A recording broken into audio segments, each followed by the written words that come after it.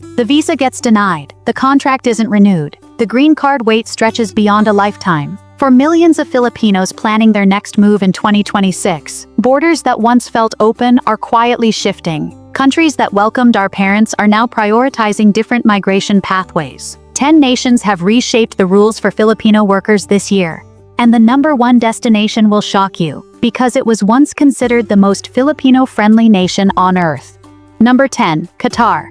Qatar's 2026 labor reforms have fundamentally restructured how foreign workers enter the country, and Filipinos are feeling the impact immediately. The government's Qatar Vision 2030 Plus initiative prioritizes Qatari nationals for middle management positions while introducing strict quotas for domestic workers and construction laborers, two sectors where Filipinos have traditionally dominated. The official justification centers on economic diversification and reducing dependency on foreign labor. Qatar's Ministry of Labor announced that companies must now demonstrate they cannot fill positions locally before hiring overseas workers. For Filipino domestic helpers, this means longer processing times, higher salary thresholds, and mandatory skills certifications that weren't required before. Maria Santos, a domestic worker from Bataan, discovered this reality when her employer couldn't renew her visa under the new regulations. They said the process now takes 8 months instead of 2, she explains. Her family in the Philippines was counting on her remittances to pay for her daughter's college tuition.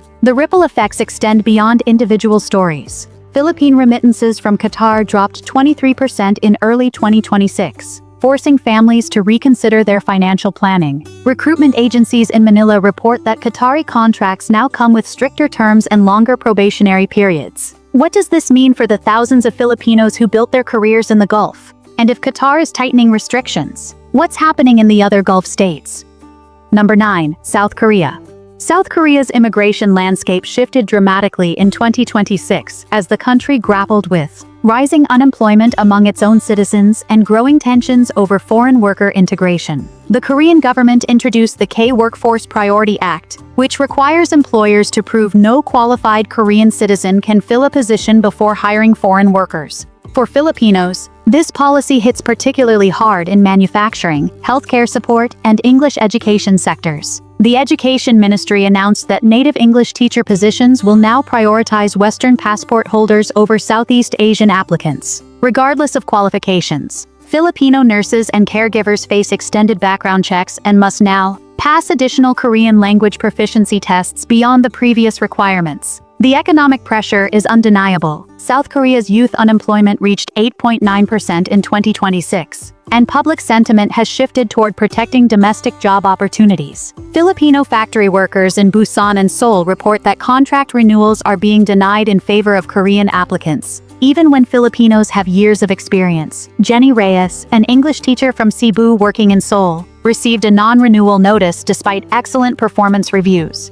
"My Korean students loved my classes, but the policy changed overnight," she said. Her situation represents thousands of Filipino educators now scrambling for alternatives. The geopolitical implications are significant. As South Korea distances itself from Southeast Asian labor, where will these workers redirect their skills? Which countries are actively recruiting the talent that South Korea is now turning away? Number 8. Singapore.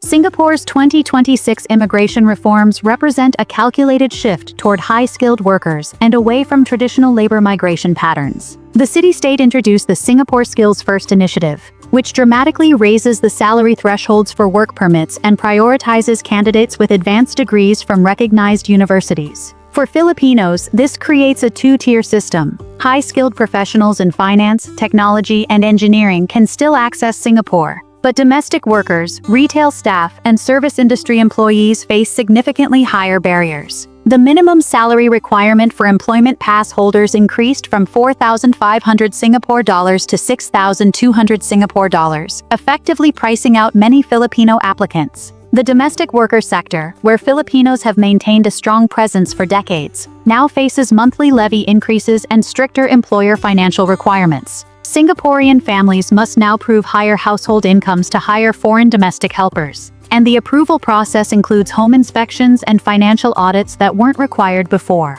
Rosa Martinez, a domestic worker who had planned to return to Singapore after visiting family in Mindanao, found her application rejected under the new financial requirements.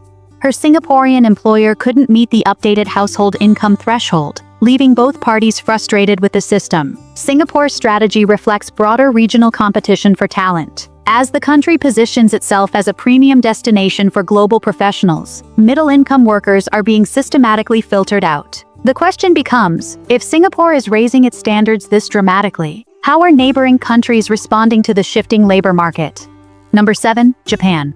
Japan's approach to immigration in 2026 reflects deep internal contradictions between labor needs and cultural resistance. The government launched the Japan Forward Workforce Initiative, which theoretically opens more opportunities for foreign workers, while simultaneously creating bureaucratic structures that make entry significantly more complex for Filipinos. The new system requires all applicants to demonstrate intermediate Japanese language proficiency before arrival, a substantial change from previous policies that allowed language learning on the job. For Filipino caregivers and technical trainees, this means months or years of preparation before they can even apply. The training programs in the Philippines are struggling to meet demand, creating bottlenecks that delay deployment indefinitely. Technical intern programs, which have historically provided pathways for Filipino workers, now include mandatory cultural integration courses and extended probationary periods. Workers report feeling under constant evaluation, with contract terminations increasing for minor infractions that were previously handled through additional training. Carlos de la Cruz, a technical trainee from Pangasinan, describes the psychological pressure. Every mistake feels like it could send you home. The Japanese are kind, but the system makes everyone nervous. His experience reflects broader anxiety among Filipino workers who sense that tolerance for adjustment periods has decreased significantly. The economic implications extend beyond individual contracts. Japan's aging population desperately needs foreign workers. Yet the bureaucratic barriers suggest internal resistance to long-term integration. This creates an unstable environment where Filipinos provide essential services while feeling increasingly unwelcome for permanent settlement. Number 6. United Arab Emirates.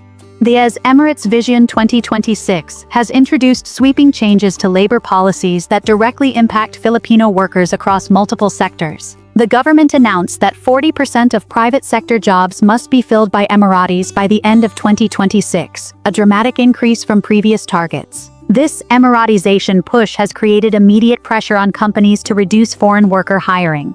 For Filipinos, the changes are most visible in retail, hospitality, and administrative roles. Companies receive financial incentives for hiring Emiratis and face penalties for exceeding foreign worker ratios. Filipino employees report that their contracts are not being renewed even when their performance is excellent, simply because companies need to meet nationality quotas.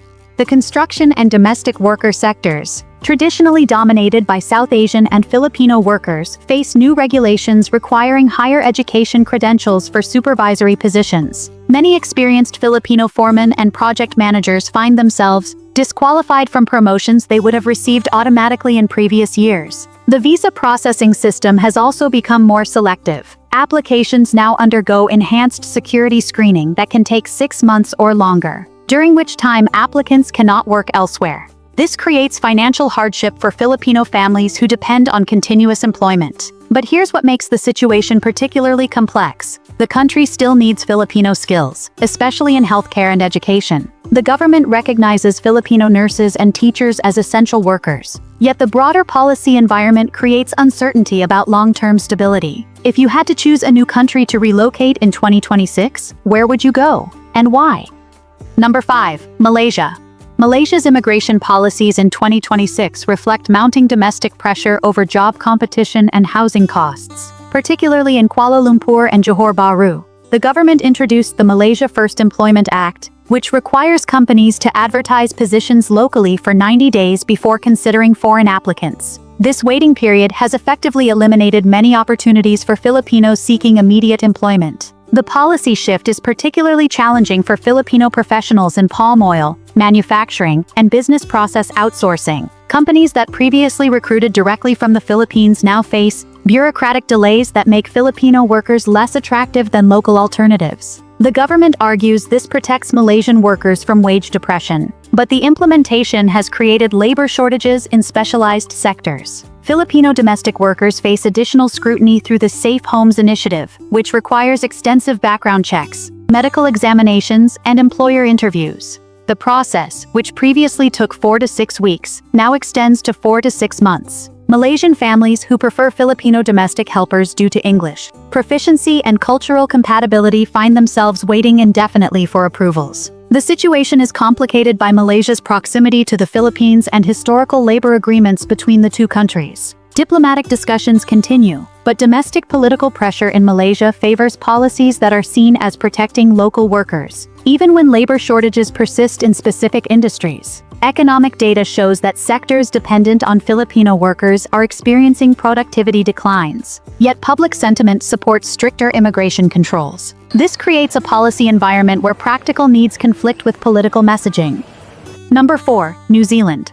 New Zealand's immigration reset in 2026 represents one of the most dramatic policy reversals among developed countries. The government introduced the Kiwi Workforce Protection Plan, which cuts immigration quotas by 60% and prioritizes applicants from specific countries based on bilateral trade relationships and strategic partnerships. For Filipinos, this change is particularly stark because New Zealand had previously been viewed as one of the most accessible English-speaking destinations. The new points system heavily weights applicants with job offers in priority sectors like construction and healthcare, but the number of available positions has been deliberately reduced to create opportunities for New Zealand citizens first. The healthcare sector illustrates the complexity of these changes. New Zealand desperately needs nurses and healthcare workers, yet Filipino nurses now face additional certification requirements and mandatory rural service commitments that weren't required before. The rural service requirement means accepting positions in remote areas with limited Filipino community support. Immigration advisors report that Filipino applications are taking 18 to 24 months to process compared to 6 to 8 months for applicants from Australia, the UK, and Canada. This processing disparity isn't officially acknowledged,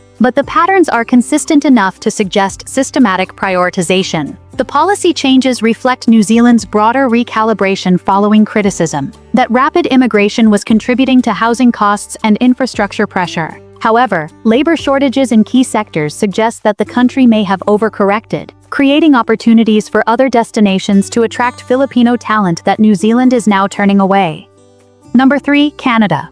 Canada's immigration transformation in 2026 shocked observers because the country had built its reputation on welcoming diverse immigrants, including significant Filipino communities. The Canada Forward immigration strategy maintains high immigration targets but introduces sophisticated screening mechanisms that systematically favor certain applicant profiles over others. The Express Entry system now includes economic integration potential assessments that evaluate applicants' likelihood of achieving specific income thresholds within 5 years. While not explicitly discriminatory, these assessments favor applicants with education credentials from Western institutions and work experience in multinational corporations. Many qualified Filipinos find themselves scored lower than less experienced applicants from other countries. Provincial nominee programs, which previously offered alternative pathways for Filipino workers, now require pre-arrival job offers with wage levels that exceed market rates in many sectors. This creates a barrier where employers prefer local hiring rather than navigate the complex sponsorship requirements for Filipino workers. The impact on family reunification has been particularly painful.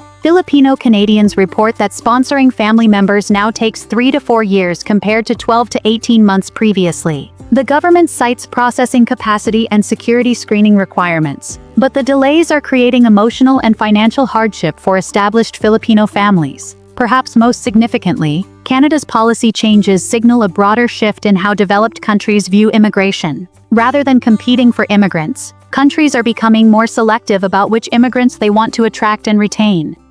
Number 2. Australia.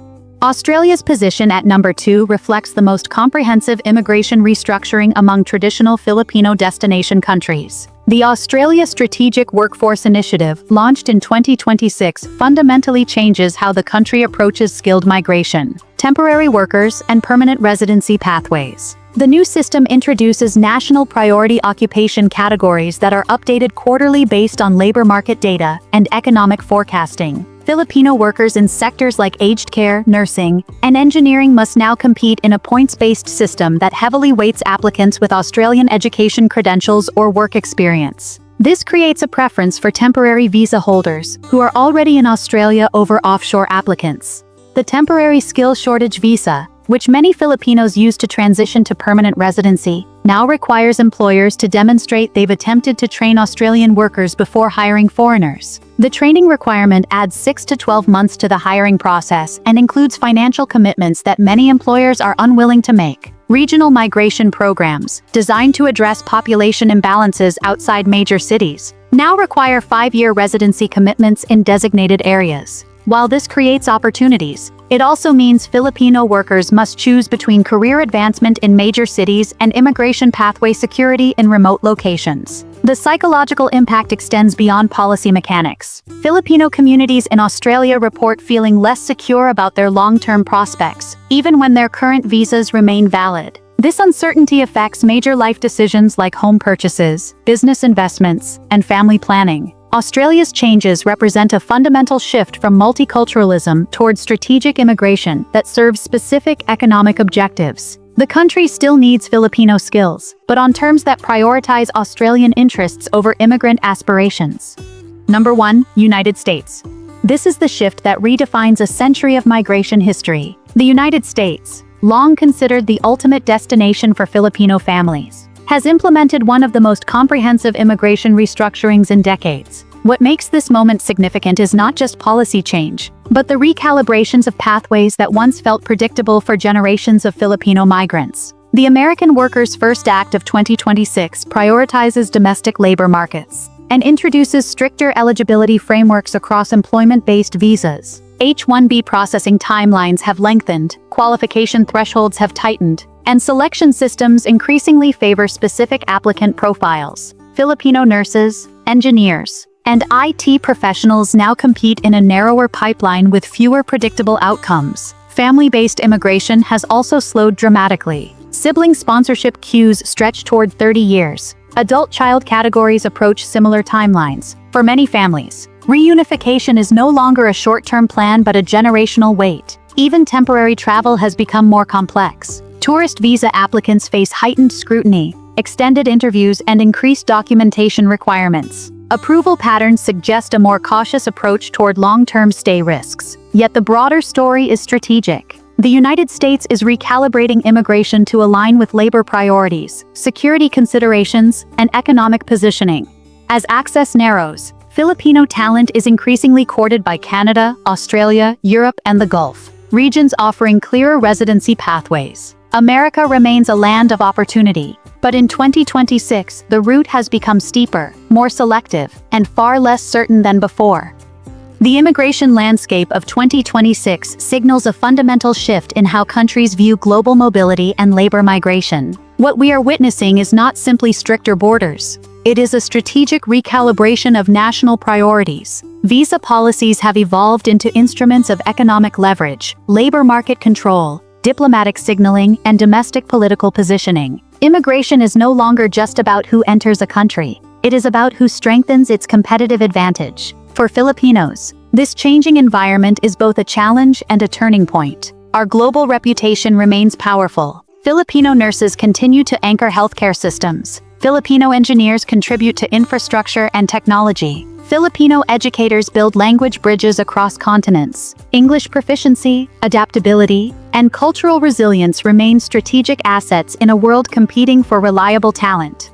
As some traditional destinations tighten their frameworks, emerging markets are expanding theirs. Migration routes are shifting, not disappearing. Opportunity is being redistributed, not erased. The real question for 2026 and beyond is this: do stricter immigration policies truly make nations stronger, or do they simply redirect opportunity to countries ready to value the talent others overlook?